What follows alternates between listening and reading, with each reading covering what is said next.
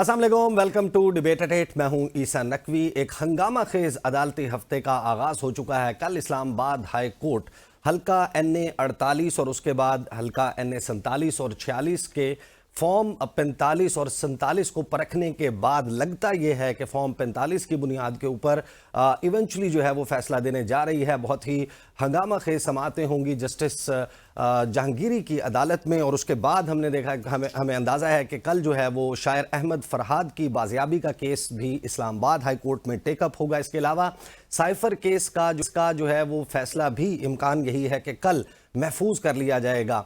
इद्दत case का फैसला सुनाने के लिए उससे अगले दिन की तारीख मुकर्रर है, जबकि जुमेरात के रोज़ जो है वो देखेंगे हम कि नैब तरामीम केस एक मरतबा फिर सुप्रीम कोर्ट ऑफ पाकिस्तान में टेकअप होगा। वहाँ पर बानी चेयरमैन तहरीक इंसाफ इमरान खान ने ज़ाती हैसियत में पेश होने की दरख्वास्त की है और उस समात को लाइव दिखाने या ना दिखाने के हवाले से भी मामला जो है वो बहुत अहम है। और इसी दौरान जो इशारे हैं जो वो ये बताते हैं कि शायद पाकिस्तान तहरीक इंसाफ को इस्लामाबाद हाई कोर्ट से एक बड़ा रिलीफ मिल सकता है मुकद्दमात में। और इसी दौरान मलिक रियाज प्रॉपर्टी टाइकून वो एक ट्वीट करते हैं और उस ट्वीट ने जो है वो पाकिस्तान के सियासी मंजरनामे पर इस वक्त हलचल मचाई हुई है। वो ये कहते हैं कि मेरी सारी ज़िंदगी अल्लाह ताला ने हमेशा मुझे अपने उसूल पर कायम रहने की के लिए रहनुमाई की है। और उन्होंने ये कहा कि मैं किसी भी मामले में सियासी फरीक जो है वो नहीं बनना चाहता। अब 1 साल से ज़्यादा अरसे से मुझ पर समझौता करने के लिए बहुत ज़्यादा दबाव डाला जा रहा है, लेकिन मैं कभी भी किसी को इजाज़त नहीं दूंगा कि वो मुझे सियासी मकासद के लिए प्यादे के तौर पर इस्तेमाल करे। पाकिस्तान में जदीद तरीन प्रोजेक्ट्स मुतारफ़ करवाने पर मुझे और मेरे कारोबार को हमेशा निशाना बनाया गया है। 1996 से आज तक मुल्क की तरक्की में किरदार अदा करने की सज़ा भुगत रहा हूँ। मैंने माजी में अल्लाह ताला की मदद से इस तरह के दबाव का पूरी हिम्मत और ताकत के साथ सामना किया और आज भी वो कहते हैं कि ज़ाती हैसियत में मैं पूरे यकीन के साथ कह सकता हूँ ओवर माई डेड बॉडी। फिर वो ये कहते हैं कि अपनी बीमारी की हालत और परेशानी के बावजूद मैं अल्लाह की मदद से इस मुसीबत का सामना करने के लिए साबित कदम हूँ। रोज़ाना मालियाती कारोबारी नुकसान बर्दाश्त कर रहा हूँ और पूरी तरह दीवार के साथ धकेल दिया जा रहा हूँ, लेकिन किसी दबाव के हथकंडों के सामने हथियार नहीं डालूंगा। अल्लाह ताला ने इस मुश्किल दौर में इज़्ज़त के साथ मेरी रहनुमाई और मदद करेगा और मुझे सुरखरू करेगा इंशाल्लाह। ये कहा है मलिक रियाज ने। अब Malik Riyaz does not have a clean slate. सबको मालूम है कि उनके जो कारोबारी तरीक़ाकार है उसमें बहुत सारे सुकूम मौजूद हैं, उनकी निशानदेही होती रही है, लेकिन ये जो उनका ट्वीट है ये वाज़े कर रहा है कि शायद इस्लामाबाद हाई कोर्ट से जो मुकद्दमात हैं उसमें पाकिस्तान तहरीक इंसाफ और उनके बानी चेयरमैन इमरान खान और खुसूसन जो वाइस चेयरमैन पाकिस्तान तहरीक इंसाफ है शाह महमूद कुरैशी, उनको शायद को बड़ा रिलीफ मिलने जा रहा है। और अगर साइफर केस का फैसला जो है वो पाकिस्तान तहरीक इंसाफ के हक में आ जाता है तो फिर वाइस चेयरमैन शाह महमूद कुरैशी जो कि सिर्फ इस मुकदमे में जो है वो सज़ा काट रहे थे, वो उनकी ज़मानत हो जाती, वो बाहर आ जाते। लिहाजा बहुत सारे लोग जो हैं वो अब चैमगोइयाँ कर रहे हैं कि उनकी जो गिरफ्तारी डाली गई है 9 मई के मुकदमात में, नए मुकदमात में, वो भी इसी का शाखसाना है। और इसी दौरान हम देखते हैं कि वफाकी वज़ीर इत्तलात अता तारड़ जो हैं वो एक प्रेस कॉन्फ्रेंस करते हैं एक ऐसे वक्त में जब पाकिस्तान तहरीक इंसाफ मुसलसल SIFC को लेकर निशाना बना रही है, उसके ऊपर तनकीद कर रही है, SIFC के तहत सरमायाकारी ना आने के मामले को पॉइंट आउट कर रही है और 1971 के सकूत ढाका के वाक़यात को मौजूदा सियासी मंजरनामे के साथ तशबीह दे रही है। अता तारड़ ने क्या कहा सुनिए। आज की 2024 की सिचुएशन को 1971 से किस तरह मिलाया जा रहा है, कौन मिला रहा है, उनका एजेंडा क्या है, बिल्कुल क्लियर है। ये वो लोग हैं जो कहते हैं कि खान नहीं तो पाकिस्तान नहीं, और जो डिफॉल्ट कराने की ख्वाहिश थी आपकी कि मैं इक़्तिदार में नहीं रहा, मेरे सियासी मफाद पूरे नहीं हो रहे तो मैं पाकिस्तान के मफाद को कुर्बान कर दूं और पाकिस्तान में तबाही बर्बादी फैल जाए। मजलूम तो वो होता है जिसने 190 मिलियन पाउंड की चोरी ना की हो किसी प्रॉपर्टी टाइकून के साथ मिलकर। मजलूम तो वो होता है जिसने ब्लैक मार्केट में तहाइफ ना बेची। तो एक तरफ शाह महमूद कुरैशी जो हैं उनके खिलाफ मुकदमात हो गए, दूसरी तरफ इमरान खान के हवाले से नए मुकदमात और उनके फैसला सुनाए जाने के लिए एक दबाव जो है वो मलिक रियाज साहब की ट्वीट इस बात की तरफ इशारा कर रही है कि अलकादर ट्रस्ट केस जो है उसमें सुल्तानी गवाह ढूंढने की ताबड़तोड़ कोशिशें की जा रही हैं, लेकिन अभी तक उन कोशिशों में शायद कोई कामयाबी नहीं हुई। इसी दौरान जो वफाकी हुकूमत है और पंजाब हुकूमत, उसने एक मरतबा फिर पाकिस्तान तहरीक इंसाफ के ख़िलाफ़ जो है वो इन बयानात की रोशनी में नए मुकदमात कायम करने का इंदिया दिया है। जो वफाकी जो पंजाब की वज़ीर इत्तलात हैं आज़मा बुखारी साहिबा, उन्होंने इस हवाले से एक प्रेस कॉन्फ्रेंस की। उन्होंने क्या कहा, सुनिए। वो प्रोसीडिंग्स को शुरू करने की मंजूरी दी है। अगर एक पैटर्न सामने आ रहा है बार बार वहां से इश्तियाल अंगेजी हो रही है, बार बार इदारों के खिलाफ जो है वो लोगों को उकसाने की, बगावत कराने की एक नाकाम कोशिश के बाद फिर शायद दोबारा कोई और नई कोशिश करने की कोशिश की जा रही है, तो जाहिर है उसको फिर कानून नाफिज करने वाले इदारों को देखना पड़ेगा। पंजाब हुकूमत एक तरफ पर तोल रही है कि नए मुकदमात जो हैं वो कायम किए जाएंगे, तो पाकिस्तान का सियासी मंजरनामा वो अब कौन से ट्विस्ट एंड टर्न्स ले सकता है, जब सियासी महाज भी गर्म है, अदालती महाज, कानूनी महाज जो है वो भी गर्म नज़र आता है, और पाकिस्तान को एक ऐसे मुआशी बहरान का सामना है कि जिसके हल की कोई फौरी सूरत जो है नहीं आती। इन तमाम मामलात पर आज प्रोग्राम में बात होगी। इसके अलावा पाकिस्तान मुस्लिम लीग नवाज़ के इंट्रा पार्टी इंतखाबात भी हो रहे हैं। शुनीद यह है कि कल मियाँ मोहम्मद नवाज शरीफ जो हैं वो सदर मुंतखब हो जाएंगे। पाकिस्तान मुस्लिम लीग नवाज़ के वो किस तरीके से अपनी पार्टी की पॉलिसी को लेकर चलेंगे, और मुज़ाकरात की जो ऑफ़र्स की जा रही हैं, क्या मुज़ाकरात जो हैं वो पाकिस्तान तहरीक इंसाफ और सियासी जमातों के दरमियान या तहरीक इंसाफ और इस्टेब्लिशमेंट के दरमियान बराह रास्त मुज़ाकरात मुमकिन है। इन तमाम मामलात पर बात करने के लिए स्टूडियोज़ में मेरे साथ मौजूद हैं सेनेटर हमायूं मोहम्मद साहब, पाकिस्तान तहरीक इंसाफ से ताल्लुक़ है। सेनेटर नासिर भट्ट साहब मुस्लिम लीग नवाज़ से मुझे ज्वाइन कर रहे हैं लाहौर से, जबकि माजिद निज़ामी साहब सीनियर सहाफ़ी हैं लाहौर से, वंस अगेन वो मुझे ज्वाइन कर रहे हैं। मोहम्मद साहब से स्टार्ट करेंगे। मोहम्मद साहब, अता तारड़ साहब कहते हैं कि आप लोग जो हैं, आप लोगों की सिर्फ एक ही पॉलिसी है कि इमरान खान नहीं तो पाकिस्तान नहीं।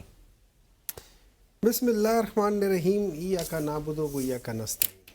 देखिए, इस तरह है कि जब हम छोटे थे तो हमें अक्सर कहा जाता था कि जो परवरिश होती है ना, वो बड़ों से छोटों में आती है। हमें पता है कि किस किस्म के इन्होंने जजों को ख़रीदने की कोशिश की थी, ऐसे भी लोग थे पाकिस्तान में। अब ये हिस्ट्री है, इसको आप किस तरीके से डिनाई कर सकते हैं। अब रह गई बात अता तारड़ साहब की, तो उनको तो मैं सीरियसली लेते नहीं हूँ। उसकी वजह यह है कि ही डजंट नो कि वो बात क्या कर रहे हैं। मुझे नहीं मालूम, मैंने नहीं सुना। मैं देखना चाहूँगा कि क्या मेरे पास ये राइट्स होंगे कि जो उन्होंने बात की, उन्होंने कहा तहरीक इंसाफ के। मैं तो ये नहीं कहता हूँ कि अगर इमरान खान नहीं है तो पाकिस्तान नहीं है। मैंने किसी पीटीआई वाले को ये कहते नहीं सुना। तो क्या वो हद की इज्जत वाला जो लॉ है, क्या इनके ऊपर अप्लाई होगा? इन्होंने प्रेस कॉन्फ्रेंस में पाकिस्तान तहरीक इंसाफ के लोगों के ऊपर ये बात कही है। करें, आईनी ओहदा रखने वाले पर नहीं हो सकता। क्यों नहीं हो सकता? वो आसमान से उतरे हुए नहीं, इनके पास क्या आईनी ओहदा है? इनके पास कोई आईनी ओहदा नहीं है। आईनी ओहदे जो होते हैं वो और होते हैं। आइन के तहत हुकूमत बनी है, ये हुकूमत, देखिए, आइन के तहत हुकूमत बनी है, लेकिन ये आईनी हुकूमत नहीं है। आइन के तहत इसलिए ये आईनी हुकूमत नहीं है, ये चोरी की हुकूमत है। वो जो हम सुनते आ रहे थे ना कि Imran Khan has been done and dusted with, ठीक है, आज यही लोग डस्ट की तरह हर जगह उड़ रहे हैं। इमरान खान तो बैठा हुआ है वहाँ पे एक जेल में बैठ के इन सब को तंगी का नाच निचार रहा है। इनमें से कभी कोई उठ के एक बयान देता, कोई और हर एक इमरान खान की बात की तायीद कर रहे हैं। इसे कहते हैं तो इज्जो मंतशाओ। लेकिन इन सबसे पहले मैं सबसे ख़ास तौर पे नासिर भट्ट साहब और जितने भी PMLN वाले, हाथ जोड़ के उनसे रिक्वेस्ट करता हूँ कि खुदा के लिए अपने बानी, अपने प्रेसिडेंट जो कल इलेक्ट होंगे और अपने 3 टाइम प्राइम मिनिस्टर को एक चीज सिखा दे कि मास्क पहनते कैसे हैं। मास्क नाक और मुंह के ऊपर पहनते थोड़ी, और गर्दन में नहीं पहनते। आपको जो 13-14 लाख 20-25 लाख लोग फॉलो करते हैं, खुदा के लिए उनके लिए कम से कम सही आप चीज एक भेज दें ताकि उनको पता चले कि मास्क कैसे पहना जाता है। ये एक पब्लिक सर्विस शायद आप जाने अनजाने में कर ही दें। तो ये मेरी एक रिक्वेस्ट है, प्लीज जरूर कर लेना। अब बात आ जाती है कि जिस लिहाज से इन लोगों ने ये बातें की, और मैं मोहम्मद साहब मैं आपके पास वापस आता हूँ। माजिद निज़ामी साहब, मलिक रियाज का जो ट्वीट है उसको बहुत सारे लोग ट्रांसलेट कर रहे हैं कि अब शायद बानी PTI को और शाह महमूद कुरैशी को बहुत अरसा मौजूदा मुकदमात में जेल में रखना मुमकिन नहीं, लिहाजा उनके खिलाफ एक तगड़े केस के लिए सुल्तानी गवाह ढूंढा जा रहा है कि कोई शख्स अप्रूवर बन जाए, उनके खिलाफ गवाही दे दे और ये अलकादर ट्रस्ट केस में या फिर किसी और केस में उनको अंदर रखा जा सके। आपकी अंडरस्टैंडिंग यही है कि इस हवाले से क्या इंफॉर्मेशन जो है वो फ्लोट कर रही है खासतौर पर लाहौर में? जी बहुत शुक्रिया। मुझे ऐसे लगता है कि मलिक रियाज साहब के चूंकि मामला तमाम जमातों से और रियासत के कई इदारों से रहे हैं, तो इसलिए वो अफोर्ड नहीं कर सकते कि वो किसी एक फरीक के खिलाफ जाएं, क्योंकि उन्होंने हर हुकूमत में हर हुक्मरान के साथ कुछ ना कुछ ताउन किया हुआ है। इस बुनियाद ये लॉजिकल भी है। मेरा ख्याल है कि वो इमरान खान की मोहब्बत में शायद ये नहीं कर रहे, ये वैसे उनके कैरियर को देखते हुए लॉजिकल लगता है कि उन्होंने जिस जिस हुक्मरान के साथ जो जो ताउन किया है, फिर वो सारे मुकदमे उनके खुलना शुरू हो जाएंगे, उनके लिए ज्यादा परेशानी का बाइस होगा। तो इसलिए इस मामले को जब हम इस तरह से देखते हैं या इस तनाजुर में देखते हैं तो फिर इस फैसले की समझ आती है। अब इसके बाद रहा मामला पाकिस्तान तहरीक इंसाफ के रहनुमाओं की रिहाई का, तो मुझे ऐसे लगता है कि शायद मुकदमात का होना या ना होना इस वक्त गैर अहम और गैर मुतल्लिक हो चुका है। उसकी वजह यह है कि हुकूमत वक्त की जानिब से या रियासत की जानिब से कोई ऐसी फीलिंग या ऐसी कोई इशारे नहीं आए कि जिसे लगे कि तहरीक इंसाफ के रहनुमाओं की मुश्किल में कमी होगी। इसलिए अगर उन्हें किसी एक मुकदमे में रिलीफ मिल भी जाता है, उनके पास कई ऐसे मौके हैं, कई ऐसे मुकदमात हैं जिसके अंदर वो इन रहनुमाओं को बुक कर सकते हैं। और अगर ये मामला इसी तरह चलता रहा तो फिर एमपीओ के तहत भी नजरबंदी की जा सकती है। तो गवर्नमेंट के पास ऑप्शंस बहुत हैं। मुकदमात की कार्रवाई से तहरीक इंसाफ के रहनुमाओं की रिहाई को मुंसलिक करना मेरा ख्याल है मुमकिन नहीं होगा। उसकी वजह यह है कि इस वक्त रियासत का या हुकूमत का ऐसा कोई मूड नहीं लग रहा कि वो इन अहम रहनुमाओं को रिहा करें। आपको लगता है कि अब खासतौर पर जब Islamabad high court justice Babar Sattar की तरफ से ये 3 MPO वाला मामला, DC इस्लामाबाद के साथ जो कुछ हुआ, जो इस्लामाबाद हाई कोर्ट से मुख्तलिफ मुकदमात में ऑब्जर्वेशंस आ रही हैं, उस सारी सूरत हाल में जब एक तरफ अदालती महाज जो है वो बड़ा गर्म नजर आता है, हुकूमत के और अदलिया के दरमियान एक कन्फ्रंटेशन का माहौल है, तो ये 3 MPO वाले मामला कोई तगड़ा मुकदमा चाहिए होगा कि जिसमें सजा हो? देखिए फिलहाल तो जो मामला सामने है उसमें तो ये लग रहा है कि फिलहाल जेल में रखना ज्यादा अहम है। उसके लिए कोई भी बहाना बनाया जा सकता है। मैं आपको क्विकली एक मिसाल देना चाहूंगा। आपको याद होगा लाहौर हाई कोर्ट ने कहा कि चौधरी परवेज इलाही को लाहौर की पुलिस उनके घर छोड़ के आए, लेकिन क्या वो घर पहुंच सके या नहीं पहुंच सके ये हम सब के सामने है। उन्हें दोबारा गिरफ्तार कर लिया गया। तो इसलिए जब तक रियासत और हुकूमत की जानिब से कोई नरमी नहीं आएगी उस वक्त तक मुकदमात की तफसील, उनकी कार्रवाई, उनकी समातें, उसमें होने वाले रिमार्क्स मेरे ख्याल में गैर अहम होंगे। आप इस राय से बिल्कुल इख्तलाफ कर सकते हैं, लेकिन मुझे ऐसे लगता है कि माजी की जो मिसालें हमारे सामने मौजूद हैं उनको देख के ये लगता है मियां नवाज शरीफ के केसेस हमारे सामने हैं कि जब रियासत का मिजाज मुख्तलिफ था तो उनको हर वक्त किसी न किसी मुकदमे में मुश्किल का शिकार रखा जाता था, लेकिन जैसे ही रियासत का मिजाज बदला तो वो सारे मामलात उनके हल होना शुरू हो गए। लेकिन उस वक्त निजामी साहब उस वक्त जो है वो एक तो अवामी रिजेंटमेंट और महंगाई का, क्योंकि मईशत के मामलात इतने ख़राब नहीं थे जितने आज हैं, तो एक पेशेंस थ्रेशोल्ड भी होता है आवाम का। और गर्मी का वक्त जब लोड शेडिंग जो है उसका इफरीत जो है वो मुंह फाड़ कर खड़ा है। बजट आ रहा है, बजट में जो लोगों की तवक्कुआत हैं वो यकीनन पूरी नहीं होंगी। एक IMF का बजट जो है वो यहाँ पर जितने भी जो इकॉनमी कवर करने वाले रिपोर्टर्स हैं वो इस बात पर मुत्तफिक हैं, वो यही बता रहे हैं कि हुकूमत अप्रूवल लेगी और तमाम का तमाम बजट डिक्टेटेड होगा बाय IMF। एक ऐसी सूरत हाल में वो सब कुछ करना जो माजी में किया जाता रहा या उससे ज्यादा बढ़कर करना आपको लगता है कि मुमकिन होगा? जी, उसमें अगर हम जमीनी हकायक को देखें तो 2-3 बड़ी इंपॉर्टेंट बातें हैं। एक तो ये है कि पाकिस्तान में इस वक्त शदीद गर्मी के अंदर क्या कोई एहतजाजी तहरीक चल पाएगी। दूसरा अहम सवाल ये कि क्या तहरीक इंसाफ 9 मई के बाद इस पोजीशन में है कि वो मुल्क की एहतजाजी तहरीक शुरू कर सके। उनके पार्लियामेंट के अंदर प्रेस कॉन्फ्रेंसेस, जलसे जुलूस खैबर पख्तूनख्वा के अंदर वो तो बिल्कुल हमारे सामने है, लेकिन बुनियादी मसला यह है कि क्या पंजाब के अंदर से शुरू होने वाली तहरीक इस हद तक बढ़ सकेगी कि वो हुकूमत के लिए मुश्किलात पैदा करे। बिल्कुल इसी तरह एक तीसरा और अहम सवाल ये है कि पाकिस्तान की तारीख में हमें ऐसा नजर नहीं आता कि एक हुकूमत शुरू हुई है और उसके पहले साल में ही उसके खतरात इतने बढ़ जाएं कि हुकूमत तब्दील करनी पड़े या प्राइम मिनिस्टर को घर जाना पड़े। तो मुझे ये 3-4 पॉइंट्स को जब मैं सामने रखता हूं तो मुझे ऐसा नहीं लगता।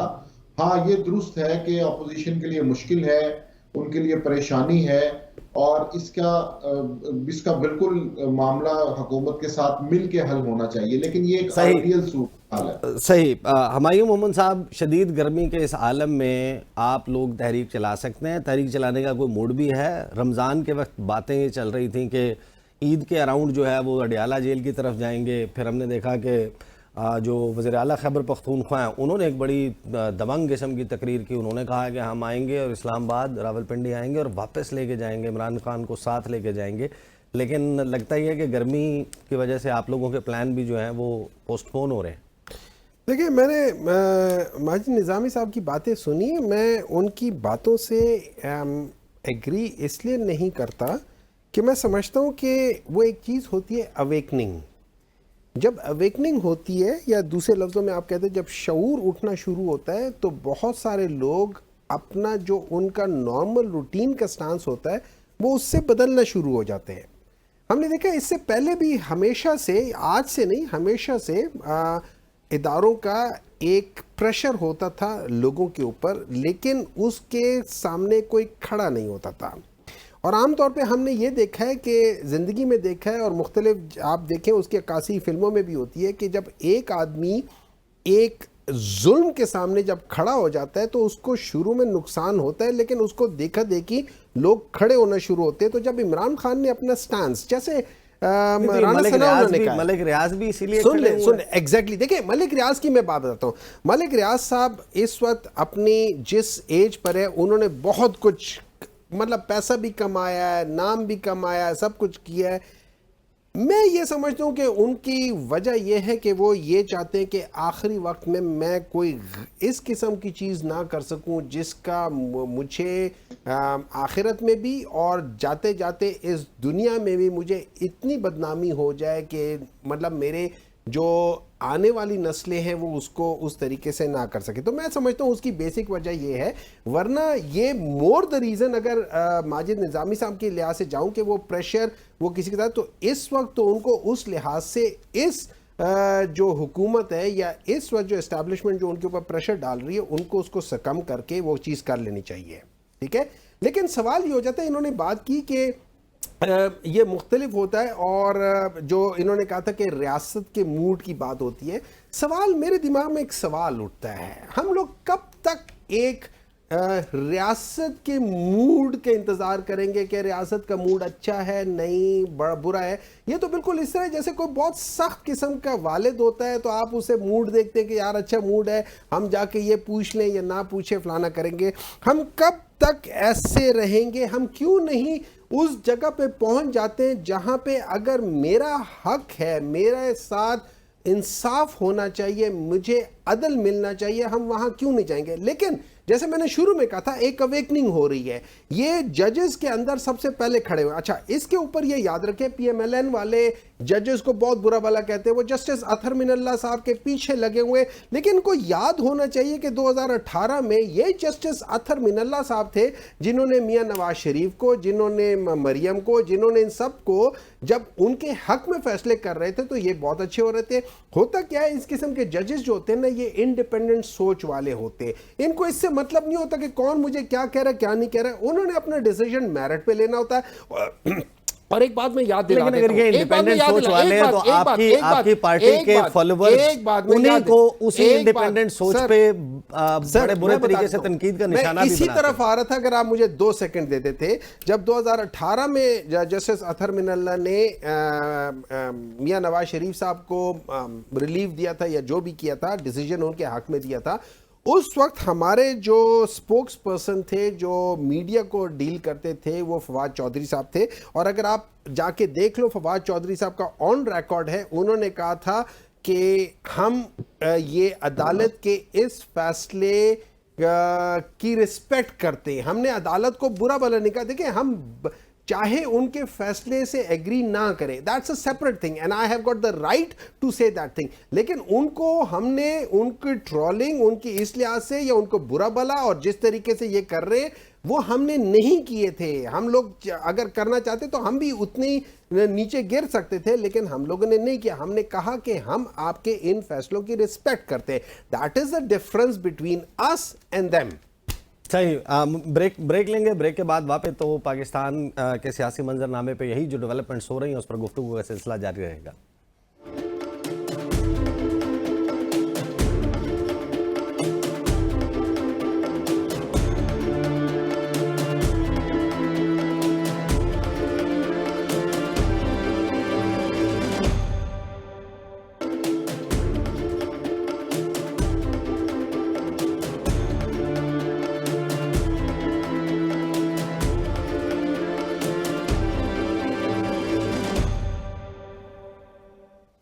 Welcome back after the break. Break के दौरान हमें खलील ताहिर सिंधु साहब जो हैं उन्होंने भी ज्वाइन कर लिया है। सेनेटर हैं पाकिस्तान मुस्लिम लीग नवाज के। सिंधु साहब, ब्रेक से पहले हम बात कर रहे थे मलिक रियाज साहब ने जो ट्वीट किया और उन्होंने कहा कि उनके ऊपर बड़ा भरपूर किस्म का ज़बरदस्त दबाव डाला जा रहा है कि वो इस केस में गवाही दे दें, सुल्तानी गवाह बन जाएं, अप्रूवर बन जाएं। तो ये क्यों मलिक रियाज साहब के पीछे पड़े हुए हैं और क्या बाकी जो मुकदमात हैं उनमें इतनी जान नहीं है कि इमरान खान को सलाखों के पीछे रखा जा सके? नकीब साहब मुझसे कह रहे हैं? जी जी बिल्कुल आपसे कह रहा हूँ। अरे मलिक रियाज साहब बड़े, आपको पता ही है सारा, उनके सारे जो भी वो बैकग्राउंड का भी और प्रॉपर्टी टाइकून है, तो उनको चाहिए तो ये ना कि जिसने उन पे किया है, आप उन पे अपना दबाव डाला या प्रेशर डाला, उसका नाम लें वहाँ पे बिल्कुल और सीधा सीधा जाएं, अदालत जाएं या FIR करी जाए कि मुझ पे ये मुझको मतलब इंटाइज किया जा रहा है इस तरह से। इस तरह से बात तो नहीं है ना कि अपने आप को मतलब इस तरह से ना तो हीरो बना जाएगा ना कुछ और बना जाएगा। बाकी फैसले तो अदालतों ने करने, जो कुछ अदालतों में है जी, जो एविडेंस होगी तो फैसला मतलब उनके आ जाएगा, अगेंस्ट आ जाएगा। एविडेंस नहीं होगी तो मतलब ही विल बी एक्विटेड। सिंपल सी ये बात है अदालत की। लेकिन ये चीज़ें साइड बाय साइड चल रही हैं। ये अलकादर ट्रस्ट केस का मामला है, इसमें बहुत सारे लोग कह रहे हैं, जिस तरह शहजाद अकबर कह रहे हैं, जुल्फी बुखारी कह रहे हैं कि उनके ऊपर भी दबाव है, फराह गोगी साहिबा कह रही हैं उन पर भी दबाव है कि वो अप्रूवर बन जाएं, इधर से मलिक रियाज साहब उठ जाते हैं। तो ये जाहिर है कि लग तो ये रहा कि ये सब कुछ हो रहा है। नहीं नकीब साहब, आप देखिए क्या लंदन में रह के किसी पे दबाव डाला जा सकता है? कह रहे हैं हमारी जायदादें जो हैं वो यहाँ पर वो जब्त की हुई हैं, हमारे माली मामला चौक किए हुए हैं। मतलब ये हो गया, हाँ जी, इसका ये मतलब हो गया कि मोटिव पे सामने आ गया उनका ना कि वो क्यों ये कह रहे हैं। Reason behind that as a lawyer जो मैं कह रहा हूँ, एज ए वकील प्रैक्टिसिंग लॉयर, कि रीजन फिर ये आ गई कि उनके पीछे ये मोटिव है और ये उनका जो है अल्टीरियर मोटिव कि इस वजह से जी हमें सारा कुछ किया जा रहा है, ये किया जा रहा है, हमें दबाव डाला जा रहा है। ये एक तरह से वो अपने लिए बना रहे हैं डिफेंस, जैसे हम डिफेंस वकील बनाते हैं ना अपने केसेस में, ये बनाया जा रहा है सिंपल, और कोई ऐसी बात नहीं जो मैं समझता हूँ। बाकी अगर है तो किसी का नाम तो नहीं, इतनी तो जरूरत होनी चाहिए इंसान में कि अगर किसी के साथ कोई जबर कर रहा है तो वो सब्र ना करे, उसका बात करे। लोग अब तो बहुत बातें करते। आज देखे ना जो इमरान खान साहब ने आज उनका ऑफिशियल ट्वीट देखा आज का। आपकी आवाज प्रोड्यूसर साहब आवाज थोड़ी सी बुलंद करें स्टूडियो में। आज आपने ऑफिशियल ट्वीट देखा है इमरान खान साहब का? सॉरी दोबारा बोलिएगा। आज आपने ऑफिशियल ट्वीट देखा है इमरान खान साहब का? जी देखा है। हाँ, वो खुद को कह रहे हैं कि मैं शेख मुजीब हूँ और मौजूदा सिक्कुल सराज को क्या कह रहे हैं, is it a way to talk? और ये इक़्तिदार तो बंदे को बेनकाब कर देता है, जो मैं समझता हूँ। मतलब उनको ऐसी बातें नहीं दे देती, और खुदा करे कि उनका हाल शेख मुजीब जैसा ना हो, अल्लाह ताला उनके मतलब ऐसा हाल ना करे। ये तरीका गलत साइड पे चल पड़े है ना। और ये देख लेंगे कब भी अगर देखिए सियासी लोग जो होते हैं वो मुज़ाकरात करते हैं। मैं उस दिन भी सेंटर साहब के साथ है एक प्रोग्राम में, तो उन्होंने बड़ी पॉजिटिव बात की थी कि क्यों नहीं मुज़ाकरात होने चाहिए और होंगे भी। और लेकिन जिनसे ये करना चाह रहे जब वो नहीं उनसे करना चाह रहे तो फिर एक बड़ा ट्रस्ट डेफिसिट है, एतमाद का फुकदान है। आप लोग एक तरफ कहते हैं कि मुज़ाकरात करने चाहिए, बड़ा ही वसिफरसली राना सनाउल्लाह ये स्टेटमेंट्स देते हैं, लेकिन साथ ही पंजाब हुकूमत कहती है नए मुकदमात कायम कर दें। मलिक रियाज कहते हैं कि मेरे ऊपर दबाव है कि इस केस में गवाह बन जाएं। तो ये दोनों चीज़ें साइड बाय साइड, क्या from the position of strength आप आना चाहते हैं कि इनके खिलाफ मुकदमात हो जाएंगे और दबाव बढ़ेगा तो ये अपनी टर्म्स की बजाय हमारी टर्म्स पे साथ बैठेंगे? मैं भी राना साहब के साथ था जी, अभी प्रेस कॉन्फ्रेंस निकाली इलेक्शन के लिए, जिन लोगों ने कागजात लेने थे वो जमा करवा रहे थे 180 पे।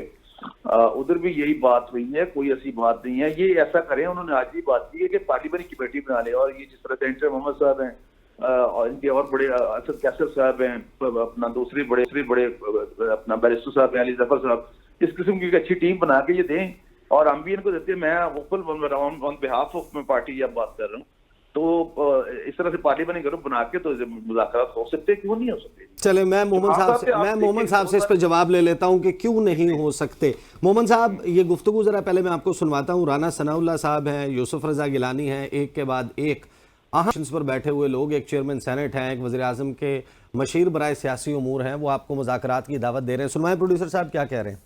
अदम इस्तेहकाम वो लीड करती है माशी अदम इस्तेहकाम, तो इसलिए political stability is extremely necessary for Pakistan. हम मुज़ाकरात के हक में हैं, मगर वो ये कहते हैं कि हम मुज़ाकरात देखेंगे कि किससे करनी है। It is up to the PTI कि वो किसके साथ मुज़ाकरात करना चाहते हैं। हम मुज़ाकरात के लिए।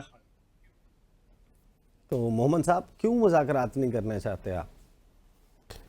देखिए, इसराइल सिंधु साहब ने जो बातें की हैं उसमें, और जो आपने मुझे अभी सुनाया है, सबसे पहले तो मैं, और चूँकि सिंधु साहब का ताल्लुक लॉ से है, तो मैं उनको ये कहूँगा कि सबसे पहले तो, और आप गवर्नमेंट में भी हैं और आप समझते हैं कि आप सीरियस हैं बातचीत को करने में, और आपके वो बात नहीं है कि वो क्या है कि बगल में चोरी और मुंह में राम राम, वो चीज़ नहीं है। तो सबसे पहले तो आप लॉ को फॉलो करें, और जो CRPC 4971 है वो समझ जाएंगे कि ये वो शिक है कि जिसमें जितनी फीमेल्स हैं, बच्चे हैं या बीमार लोग हैं, उनको अगर वो किसी किस्म के भी केसेस में अंदर होते हैं, उनको अपील की इजाज़त है। इसमें जस्टिस मंसूर अली शाह की 2 जजमेंट्स भी हैं, ठीक है। तो आप उनसे स्टार्ट करें। वहाँ पे 80 साल की खातून भी हैं, वो बीमार भी हैं, आप उन लोगों को बेल दें, उनको फ्री करें। पता चले कि आप लोग वो हैं जो झूठे मुकदमात हैं। देखिए, झूठे मुकदमात क्या होते हैं? आप मुझे एक बात बताएं कि क्या ये कोई सोच सकता है कि आप 3 महीने के अरसे में आप 200 मुकदमात बना लें? क्या ये हो सकता है? इसमें कितनी सच्चाई होगी? नहीं होगी। और आपने देख भी लिया जिस तरीके से वो केसेस गए, इवन राना सनाउल्लाह कहते थे कि यार ये गलत था, हर एक ने कहा ये गलत था, उस बेसिस पे वो करते हैं। अब आपने तीसरी बात जो आपने राना सनाउल्लाह की सबसे पहले जो थोड़ी सी वीडियो पर देखिए, उसके अंदर वो ये नहीं कह रहे कि हम बातचीत करना चाहते हैं, उसके अंदर एक फियर है। फियर क्या है? फियर ये कि अगर इमरान खान बाहर आ गया, अगर उसको छोड़ दिया गया, अगर उसको उसका मैंडेट मिल गया, तो हम सारे तो जेलों में चले जाएंगे। ये इनका फियर है। नहीं, वो कह रहे हैं कि ये प्री रिक्विजिट रखा है आपने। नहीं, मैं चाहता हूं कि कॉन्टेक्स्ट वाज़ेह हो जाए। दैट इज फियर ना, प्रोड्यूसर साहब। हां, प्रोड्यूसर साहब, उसी फियर को सामने रखते हुए पंजाब गवर्नमेंट, उसी फियर की वजह से, इनको पता है इनका मैंडेट साहब, वो सुनवाएं राना सनाउल्लाह, 17 सीटें नहीं है, उसी फियर की वजह से ये लोग नहीं चाहते कि इमरान खान बाहर निकले। राना सनाउल्लाह साहब की गुफ्तगू सुन लें। उसके ऊपर ये हैदराबाद का जो केस था, जो उस बेसिस पे ये लोग करना चाहते हैं। लेकिन ये याद रखें कि जो मर्जी कर ले, वो शख्स अपने मौकफ से नहीं हटेगा, और इसलिए नहीं हटेगा कि वो सच पर है, वो इसलिए नहीं हटेगा कि राना सनाउल्लाह क्या कह रहे हैं, डील्स नहीं करता। प्रोड्यूसर साहब चलाएं जरा। This is fear. अगर ये सच्चे होते, कहते हैं अभी हम छोड़ते हैं, अभी हम ये सब कुछ करते हैं। लेकिन आप ये चाहते हैं कि वो हुकूमत सरेंडर कर दें, आपको हैंडओवर कर दें, मेरी बात सुने। फर्ज करें ये जो आपके पास मोबाइल पड़े हुए हैं, ये मेरे हो और आपने अपने पास रखे हो, और आप कहें कि आओ मेरे से बात करो। मैं कहूं कि यार पहले मेरे मोबाइल मुझे दो, मैं आपसे क्यों बात करूं? तो उसका तरीका, सही तरीका क्या है? अगर आप मेरे साथ मिल के करते हैं तो आप मोबाइल मेरे साथ कर लेना, मुझे मेरी चीजें वापस दे दे। इनको पता है कि इन लोगों ने मैंडेट चोरी की हुई है, ये ऐसी बात नहीं है, इन सबको पता है कि ऐसा हुआ है। 17 सीटों के अलावा बाकी सारी सीटें इनकी चोरी ज़्यादा हैं। ये देखिए, एक फिगर 17 का फिगर आउट ऑफ ब्लू तो नहीं आया हुआ है, 3 ये हो जाएंगी। वो कमिश्नर ने कहा हुआ है कि अटक से लेके जेलम तक 19 सीटें वो इनकी हैं। आप पूछ लें। निजामी साहब, हुकूमत जो है उसकी तरफ से, उसमें सिर्फ राना सनाउल्लाह साहब हैं, वो बार बार मुज़ाकरात की बात कर रहे हैं। क्या आपकी अंडरस्टैंडिंग ये है कि आउट ऑफ फियर कि हम ये सब कुछ कर चुके और इमरान खान तो काबू नहीं आ रहा, कल को ये हुकूमत में आ गया तो हमारे खिलाफ जो है वही होगा जो हम इनके साथ कर रहे हैं पिछले 2 साल से, ये फियर है या फिर एक गुड इंटेंट आपको लगता है मुस्लिम लीग नवाज की कि बेहतर यही है कि मुज़ाकरात कर लिए जाएं? जी, इस मामले में तहरीके इंसाफ की जो स्ट्रेटेजी है वो काफी बेहतर है। वो ये तासुर बनाने में कामयाब हो रहे हैं कि हुकूमत मुश्किल में है और तहरीके इंसाफ से मुज़ाकरात ना करना उसकी एक अहम वजह है। अब मामला देखने का ये है कि क्या हुकूमत वाकई मुश्किल में है या वो तहरीके इंसाफ से मुज़ाकरात के बगैर अपना मामला चला सकती है या नहीं, ये बड़ा एक इंटरेस्टिंग सवाल है। और इसकी बुनियादी वजह ये है कि अगर हम किसी भी जगह पे देखें, जब भी दो फरीकैन में मुज़ाकरात होते हैं तो सबसे पहले कॉन्फिडेंस बिल्डिंग मेजर्स लिए जाते हैं कि जितने बड़े बड़े फैसले हैं, जिस तरह सीटों की वापसी है या इमरान खान साहब की रिहाई है, इस तरह के मसले बिल्कुल आखिर में डिस्कस होंगे। पहले कॉन्फिडेंस बिल्डिंग के लिए जो इक़दाम किए जाते हैं उससे ये होता है कि सियासी गर्मा गर्मी की फजा में कमी आए, लोग एक दूसरे पे एतमाद शुरू करें, ये पता चल सके कि बात किस तरफ जाएगी और किस तरह से मुस्बत तौर पे हो सकती है। इसलिए मैं नहीं समझता कि पहले मरहले में ये सारा कुछ रिहाइयां और इसके साथ साथ सीटों की वापसी या ट्रिब्यूनल के मसले जो हैं वो डिस्कस होंगे।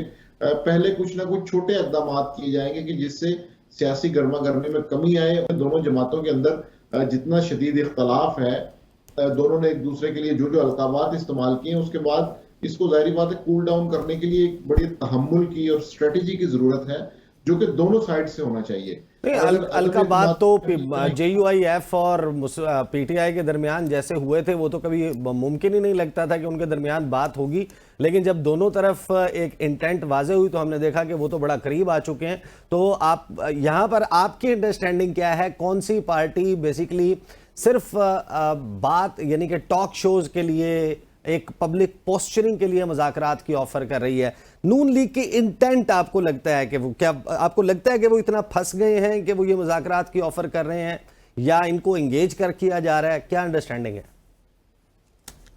अच्छा, मेरी इस मामले में मुस्लिम लीग नून से ज्यादा तहरीके इंसाफ के हवाले से मेरी राय थोड़ी मुख्तलिफ है। उसकी वजह यह है कि तहरीके इंसाफ में चूंकि इमरान खान जेल में है और उनकी राय हतमी होती है, इसलिए तहरीके इंसाफ के रहनुमाओं के लिए खासा मुश्किल है कि वो इन मुज़ाकरात के अंदर ऐसी कौन सी के ऊपर वो बाद में इमरान खान साहब को भी मनवा लें। तो सबसे बड़ा प्रॉब्लम मुझे मुस्लिम लीग नून की तरफ नहीं बल्कि तहरीके इंसाफ की तरफ लगता है। उसकी वजह यह है कि माजी में कई वैसे मौके आए कि जब तहरीके इंसाफ के लीडर्स अपोजिशन की पार्टियों से, हुकूमत की पार्टियों से बातचीत करके गए, लेकिन वो चीजें इमरान खान साहब के पास जाके मैच्योर ना हो सकी। तो ये एक मसला तहरीके इंसाफ की जानिब से भी लगता है कि तहरीके इंसाफ के वो रहनुमा जो मुज़ाकरात के लिए जाएंगे उनके पास क्या मैंडेट होगा, वो किस हद तक फैसला कर सकेंगे। तो ये बड़ा इंटरेस्टिंग है, क्योंकि वो अगर इमरान खान साहब के पास जाके फिर डेडलॉक पैदा हो जाएगा तो फिर सारी गुफ्तगू का फायदा कोई नहीं होगा। सही। मुझे ब्रेक लेनी है, ब्रेक के बाद आएंगे खलील ताहिर संधू साहब से पूछेंगे कि अगर आप मुज़ाकरात के लिए या मुस्लिम लीग नून वाकई संजीदा है तो उसके लिए CBMs जो हैं, कॉन्फिडेंस बिल्डिंग मेजर्स के, PTI को इनकी किसी बात पे एतबार भी आए, वो क्यों नहीं लिया जा रहा? बात करते हैं आफ्टर द ब्रेक।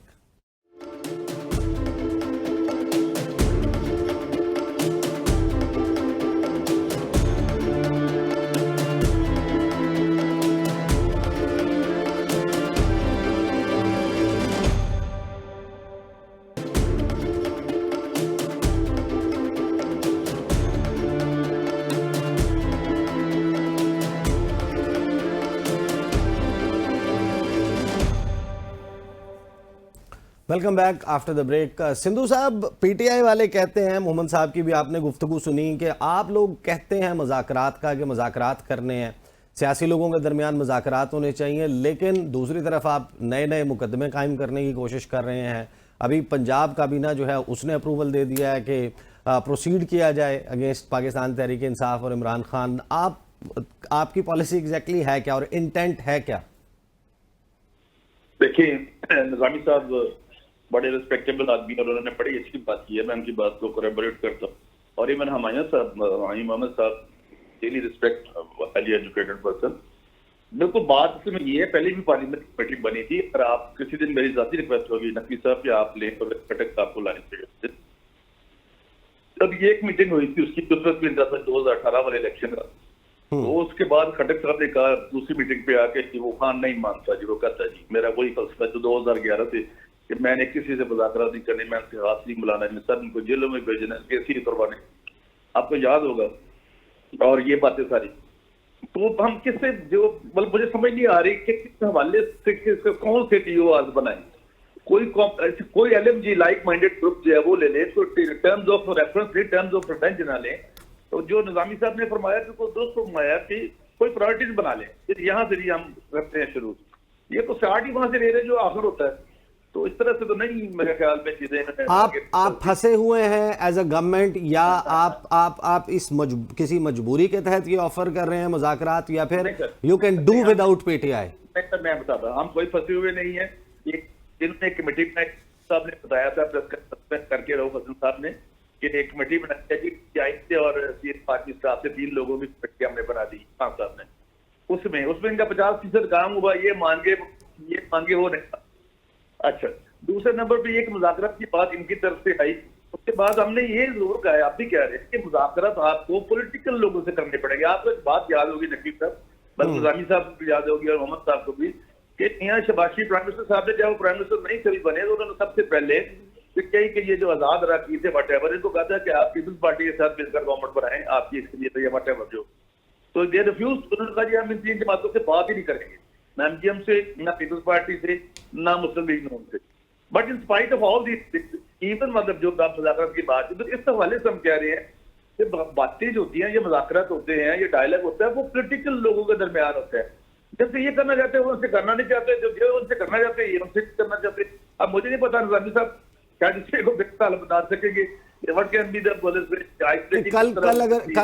कल मियां साहब जो है वो सदर बनने के बाद मुस्लिम लीग नवाज के, क्या वो खुद ऑफर करेंगे या राना सनाउल्लाह के जरिए ये सारी बात होगी? ये तो मैं नहीं मियां साहब के बारे में कुछ कह सकता, लेकिन उन्होंने जब पाकिस्तान तशरीफ लाए थे उस वक्त भी यही फरमाया था, मीनारे पाकिस्तान से सारे खिलाफत बुला के आएगी, सारे जितने स्टेक होल्डर्स, खवातीन, बच्चों और बुजुर्गों के हवाले से मोहम्मद साहब ने जो कहा कि उनके ऊपर थोड़ी नरमी कर दें, फिर हमने एक CBM हो सकता है। मेरी बात सुने, कोई भी जो केस है सब जो अगर कोर्ट में कोर्ट ने फैसला करना ना, एज ए लॉयर जो उन्होंने बात की चाहते के बाद से एग्री करता हूँ एज ए लॉयर कि होती है, मैं मेरा फेवरेट बात से गलत उससे सारे उड़ाऊं, लेकिन मैं हमारे भी अगर राना सनाउल्लाह के 15 किलो हेरोइन का पर्चा था तो वो भी हाईकोर्ट से जेल हुई थी और बाद में ट्रायल हुआ था पूरा।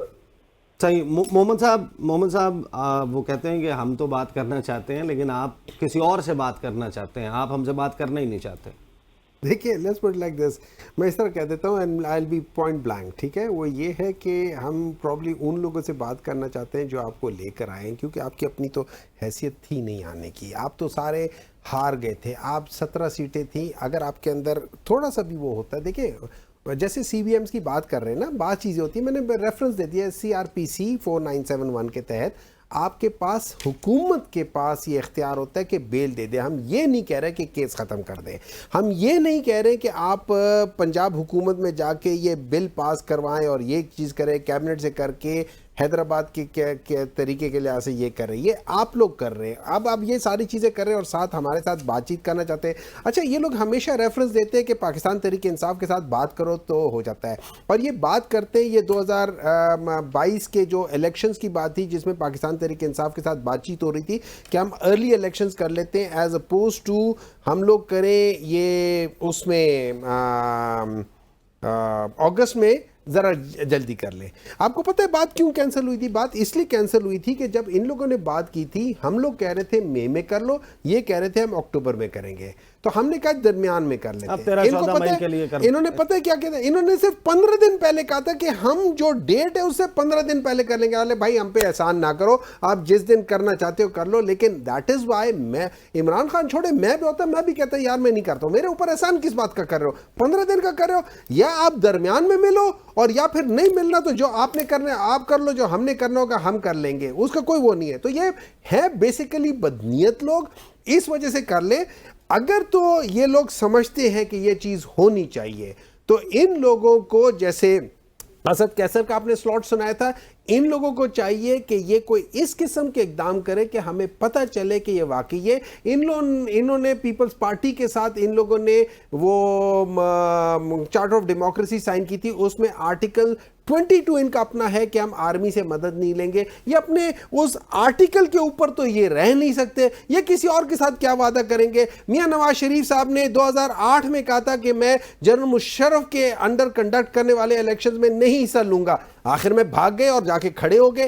देखिए, इन लोगों के ऊपर एतमाद करना बड़ा मुश्किल है, बहुत मुश्किल है। आप एस्टैब्लिशमेंट पे एतमाद कर सकते हैं मुज़ाकरात के लिए?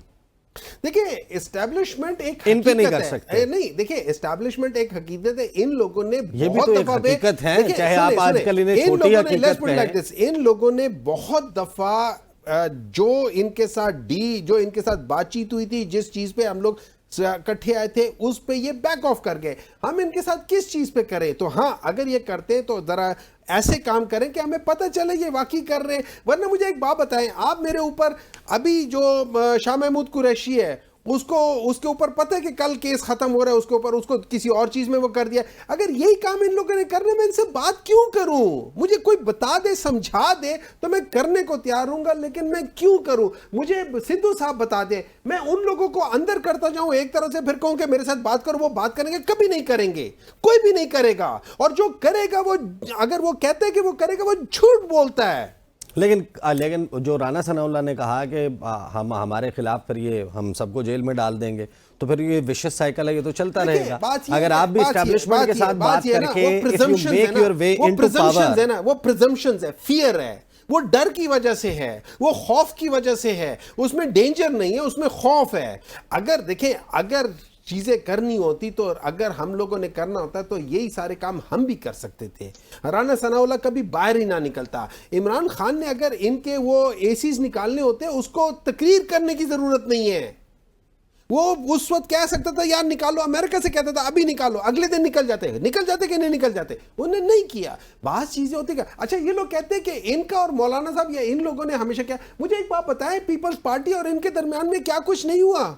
आज इकट्ठे बैठे हुए ना, सही। तो कॉमन इंटरेस्ट है इनका कॉमन इंटरेस्ट क्या है? आप जरा जाके देख ले, दुबई लीक्स इनका कॉमन इंटरेस्ट है। ये कहते हैं, हरे को कहते हैं आओ पैसा यहां पे डालो, खुद अपना पैसा पाकिस्तान में नहीं लेकर आते। 13 अरब डॉलर है, ये पाकिस्तान में नहीं लेकर आते। क्यों? इनके पैसे पाकिस्तान में सेव नहीं है, लेकिन आपको और मुझे कहते हैं आओ भाई पाकिस्तान में इन्वेस्ट करो, खुदा का खौफ करो। सही। माजिद निज़ामी साहब, पीटीआई जो है वो बार बार कि हम एस्टैब्लिशमेंट के साथ बात करेंगे, इनको जो लेकर आए हैं उनके साथ बात करेंगे, किसी और के साथ बात नहीं करेंगे, तो आपकी क्या अंडरस्टैंडिंग है? ये पॉलिसी ये दुरुस्त है? और वाकई क्या शहबाज शरीफ साहब और उनकी हुकूमत के पल्ले कुछ भी नहीं है कि ये इनसे मुज़ाकरात के लिए राजी नहीं हो रहे? जी, आपके गुफ्तगू के दो पहलू हैं, एक तो अमली पहलू है और एक असूली पहलू है। तो असूली पहलू तो यही है जो हम सबको इल्म है कि एस्टेब्लिशमेंट को बिल्कुल सियासत में नहीं होना चाहिए, उससे बिल्कुल बात नहीं होनी चाहिए।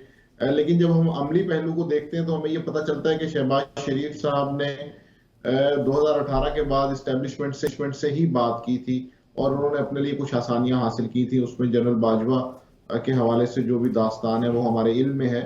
तो बहरहाल एस्टेब्लिशमेंट पाकिस्तान की एक हकीकत है। लेकिन मैं ये समझता हूँ कि अगर सियासतदान इसी दायरे के सफर में चलते रहेंगे तो फिर उसको रोकने वाला कोई नहीं होगा। हमसे मुराद सियासतदानों ने गुज़िश्ता 10 साल में खुद अपनी स्पेस अपने हाथ से एस्टेब्लिशमेंट को दी। उसमें इमरान खान साहब का भी किरदार है, उसमें शहबाज शरीफ साहब का भी किरदार है। उन्होंने अपने अपने दौरे हुकूमत में कई ऐसी चीजें थी। जब सियासतदान एक दूसरे की रिस्पेक्ट खुद नहीं करेंगे, एक दूसरे को ताउन के जरिए हाथ बढ़ा के मजबूत नहीं करेंगे, तो फिर डेफिनेटली इस्टेब्लिशमेंट ही इस मुल्क के मामलात को चलाएगी और यही हो रहा है। सही। सिंधु साहब, कल क्या एक्सपेक्ट करें हम? मियाँ साहब जो हैं वो जब बन जाते हैं सदर, और आपकी पार्टी में जाहिर है कि एक बड़ी चेंज आ रही है, जनरल सेक्रेटरी भी तब्दील हो रहे हैं, पार्टी जो ओहदे हैं वो और हुकूमती ओहदे उनको अलहदा किया जा रहा है, तो मुस्लिम लीग नून के जो मामलात हैं वो सियासी मामलात असरअंदाज होंगे हुकूमती मामलात के ऊपर, कि हुकूमत की पॉलिसी फिर वही होगी जो पार्टी पॉलिसी डिसाइड होगी मुज़ाकरात के हवाले से या दीगर मामलात के हवाले से? देखिए, मियां मोहम्मद नवाज शरीफ, उन्हीं की ये जमात उम्मीद पहले होती, लेकिन उस वक्त मुस्लिम लीग को कहा जाता था कि कार की लौंडी कार की जाती है। मियां नवाज शरीफ वहां मतलब बड़ा सफर भी दिए और एक हजूम को कौम बनाया, और अभी आप देखते हैं, अभी तो कल देखते हैं क्योंकि 11 लोगों ने सारे सूबों से लोग ये जमा करवाने जो कंडक्टर हैं, कल उनकी जो होगी 11 बजे 12 बजे, उसके बाद फिर जब इलेक्शन होता है उसके बाद मियां साहब स्ट्रेटेजी बनानी, तो पार्टी मतलब उनके लोग उससे प्यार करते हैं। हालांकि वैसे ये क्या हुआ है, पहली मर्तबा इतने लोगों ने कागजात नामजदगी जो है वो हासिल कर लिए। इससे पहले तो इलेक्शन हमें 2023 का याद है, 14 तारीख जून की 14 को खबर छपी थी डॉन अखबार में कि कल इलेक्शन होने जा रहा है। कन्वेंशन सेंटर में सारे लोग बिला मुकाबला हो गए थे। तो ये मियां साहब के खिलाफ खड़े हो गए हैं लोग क्या? जी खिलाफ तो मतलब नहीं, पार्टी अगर हो तो फिर ऐसे होता, लोग कागजात लिखते करवाते।